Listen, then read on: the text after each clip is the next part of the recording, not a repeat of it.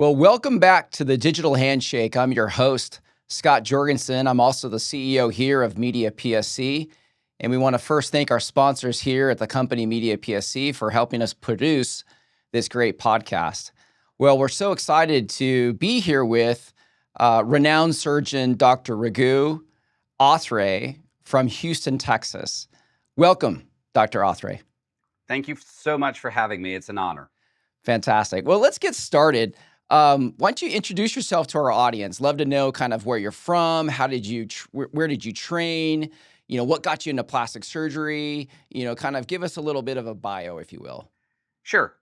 So I'm Dr. Raghu Athre. I'm here in Houston, Texas. I'm actually originally from India and moved here to the United States just a bit before high school. Finished my high school and I went to college here at UT Austin here in Texas. So I will call myself a born and bred Longhorn.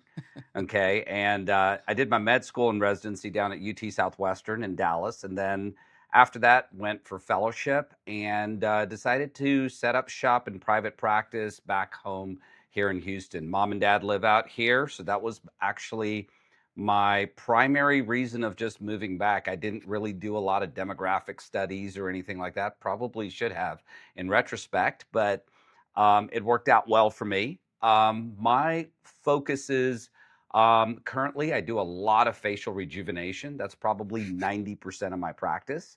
Well, I think our audience would love to hear a little bit about your story because you've done a really great job in growing your, what I'll say, social media following and sort of audience, right? So, we've done a pretty extensive sort of canvassing and research of the different plastic surgeons across the country that are, like I said, are doing it really well. And you Thank you. definitely came to rose to the top of our list. And I wanted to first, say kudos to you. And, Thank you. and along the same lines of say, how did you do that? Because here at the Digital Handshake, our tagline is, we help you make your first digital impression your strongest asset. And obviously you've figured that out. Thank you. So it didn't happen overnight. So I think first off, to anybody listening who says, "Hey, I really want to do something similar," the first thing I've got to say is it doesn't happen overnight. And as we were chit-chatting earlier, talking about mistakes and all this, I'll kind of give you a quick kind of rundown of how this happened. So when I first started, let's say, I think I first started my practice close to about 18 years ago.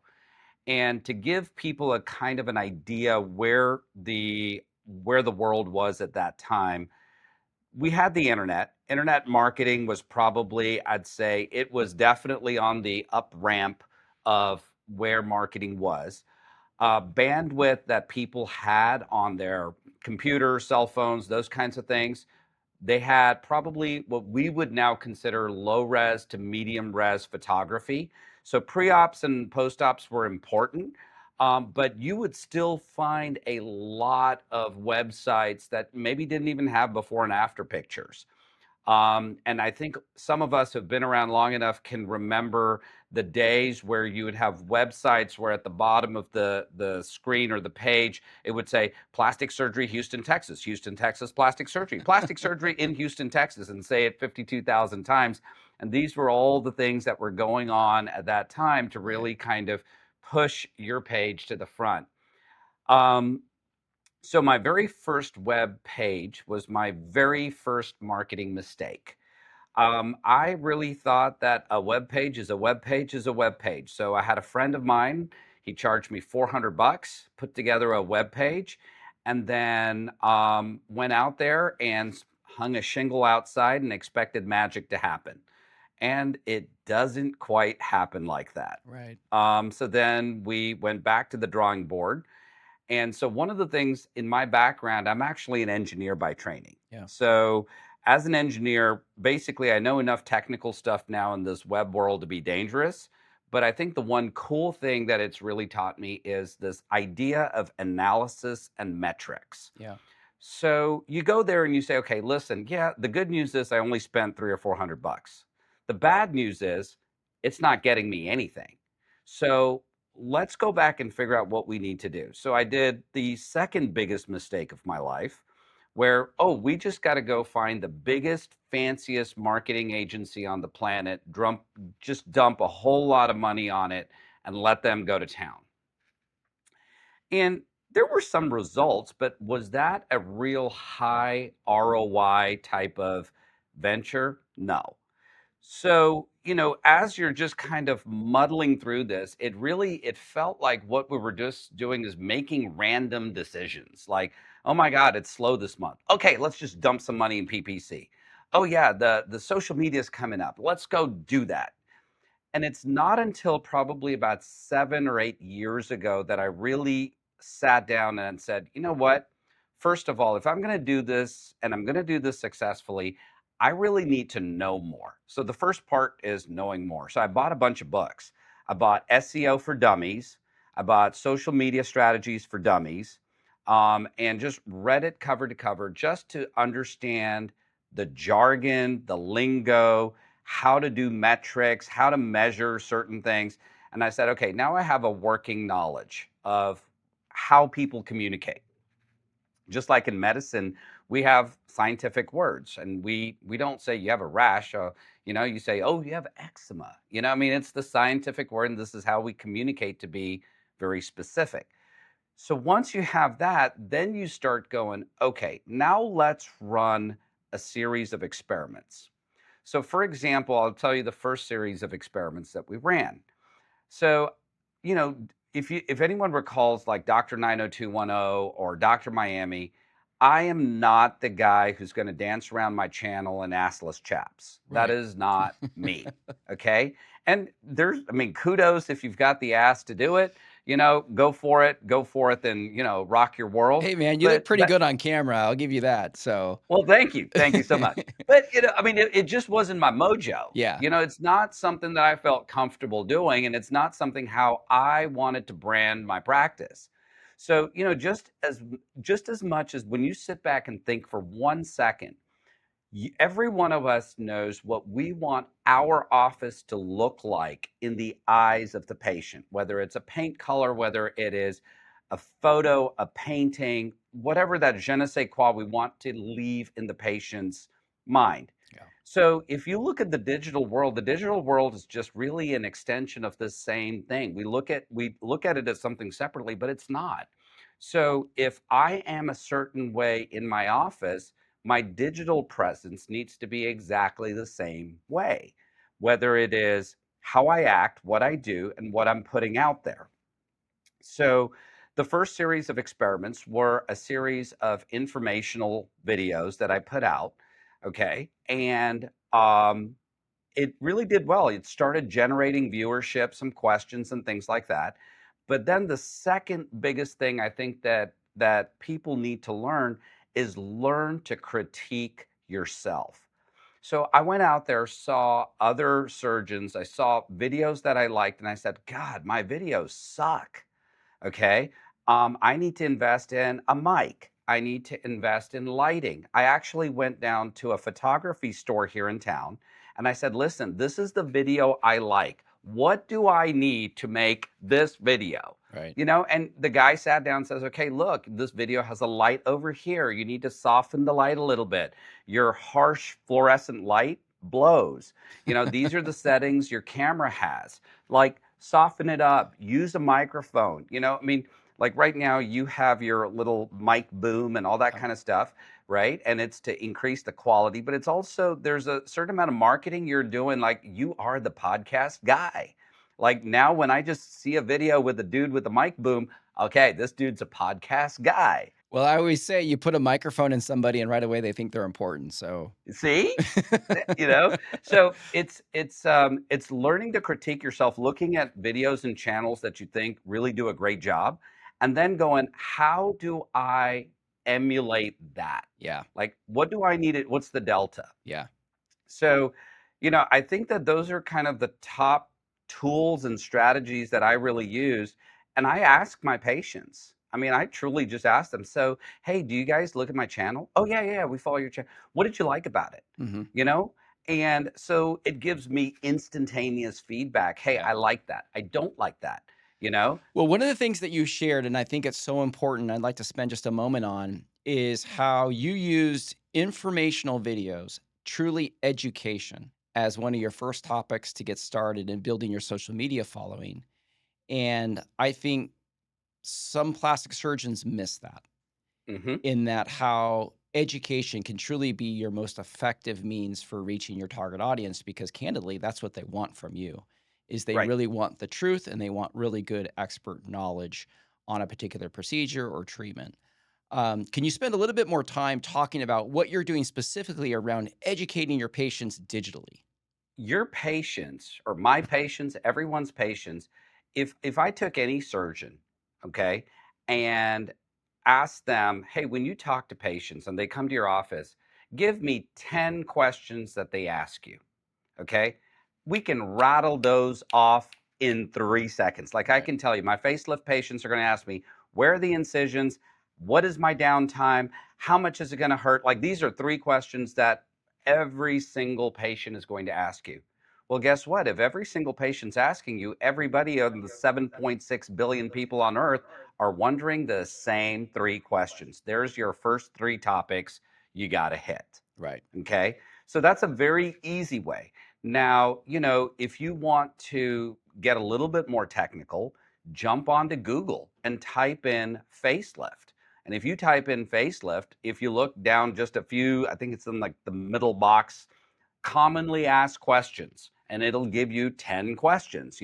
How much does a facelift cost? What's involved in a facelift? Like, so basically what Google's doing your homework for you, they're basically looking at a population demographic and going, these are the most popular questions and searches that people are searching for. So it gives you ideas. If you're at a mental block, here's two really quick ways of things that people want to know. And so as you are putting your knowledge, but also your opinions, then you get a little bit more comfortable on where you can push that line, on where you're going to draw that opinion line. Right. So if I look at my own videos, from the first couple of videos, I'm talking about fillers, for example, and I talk about fillers. I was like, fillers are an option for volume replenishment. Now, personally, at that time when I made that video, I had already moved past fillers into fat transfer, but I was very careful on my online presence to be, okay, I'm going to be this 50-50 guy and just stay dab straight in the middle of the road. Fast forward 7 or 8 years, I go, dude, I hate fillers. Let's do fat transfer. And you're more confident in making some of these opinionated videos and explaining why you feel that way. Well, and I appreciate sort of the backstory there, because here at Media PSC, we're all about, video creation, storytelling, but also, effective and really, expert knowledge sharing through education, whether that's for medical practices or industry clients. And I'd love to hear, you've done a really good job with your videos. You've done an amazing job with building your social media following. But I gotta imagine, like, you've probably made some dumb mistakes, right? Oh yeah. And, you've got a tremendous now, call it proven track record, but, you know, over those years, I'm sure you've placed some bets and they didn't pay off, right? Correct. We've got some younger surgeons that are, part of our audience that would love to hear, that are kind of earlier in their career, and be like, hey, how do I not step in that pothole? So, first of all, I think that the first and foremost thing, you're going to make a mistake. Yeah. Okay. And even if you listen to this podcast and you say, hey, I'm going to follow Athre's philosophy 100%, the first thing that I'm going to tell you is the digital space will change tomorrow. So, one thing that I have learned is that this is an evolving thing. What I'm telling you today may not be relevant tomorrow, the day after, and it's going to require evolution to stay with the program. Right. Couple of things that here's the first big mistake. Never farm anything out to anybody else. Hmm. Surgeons and plastic surgeons are notorious. We just want to operate, and we think as, oh, I need a social media channel. Let me go ahead and hire somebody and let them put my content together. It's not going to work. Okay. Oh, I need to have 5 videos on facelifts. I'm just going to go online, figure out somebody, and let them create 5 videos on facelifts. It's not going to work. You're just throwing money down the drain. Um, I mean, at least like now at this point, I have someone who shoots the video, but the content generation, you're looking at him.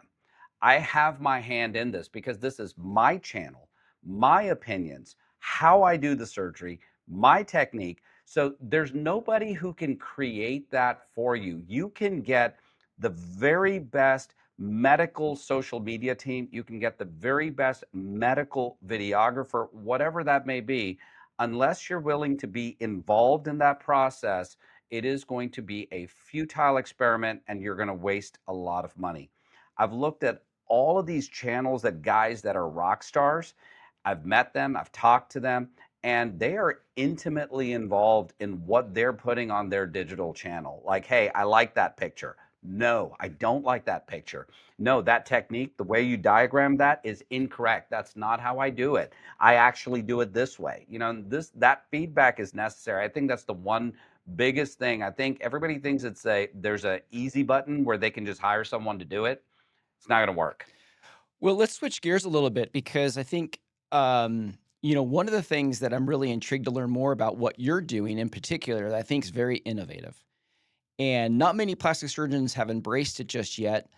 Some are, but I would say the large majority aren't. And I've heard through a number of surgeons that are doing this that they're seeing a number of patients that are being that they're finding, if you will, and that they're converting through podcasting.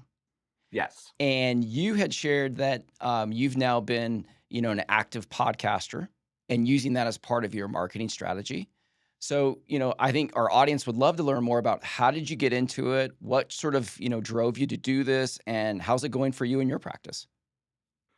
So, number one, it was a random thing. This was one of those things, hey, everybody else has a podcast channel, probably should try it. I mean, it really started off doing something that's silly. Yeah.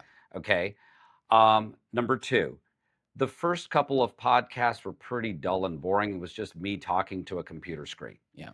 Then fast forward, I said, you know what? I don't want to listen to my own podcast. I mean, this is crazy. Okay. So if it's not even interesting to me to Been want to there. listen to my own podcast, I mean, you got to like check yourself.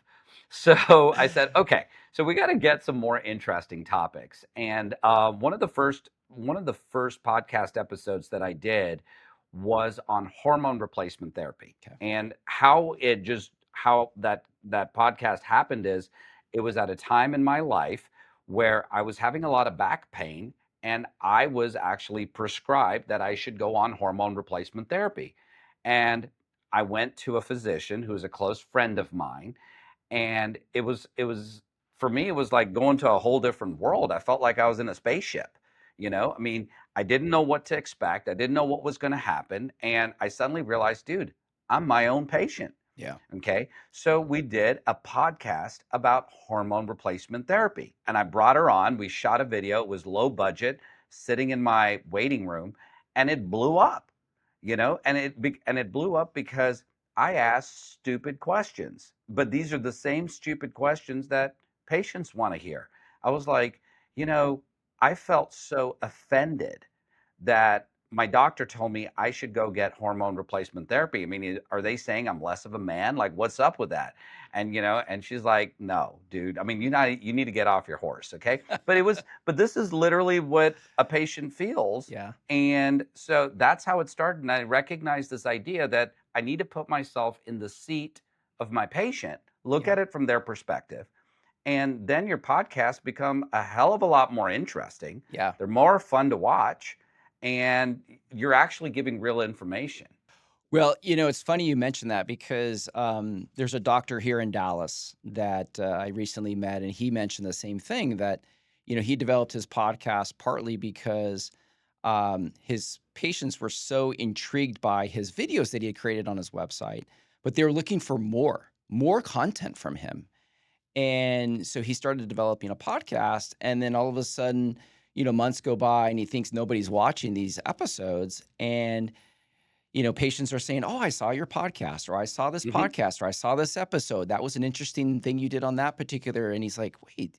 So he started backtracking and realized that he was getting about 6 to 10 patients a month as a result of long form podcasting that he had basically just put out there on YouTube and his website and the other platforms. So, hey, hats off, Dr. Athre, for really helping to pioneer, if you will, this new space within plastic surgery marketing is the concept of podcasting. I want to thank you for being a guest here on the Digital Handshake. I want to thank our sponsors, MediaPSC. It's been a true pleasure getting to know you and having you on the show, and wish you all the best. Well, thank you so much for having me. It was an honor. And, you know, um, you guys have my name. And if anyone's watching here and they have questions, you can always feel free to reach out to me. Excellent. Well, thank you again.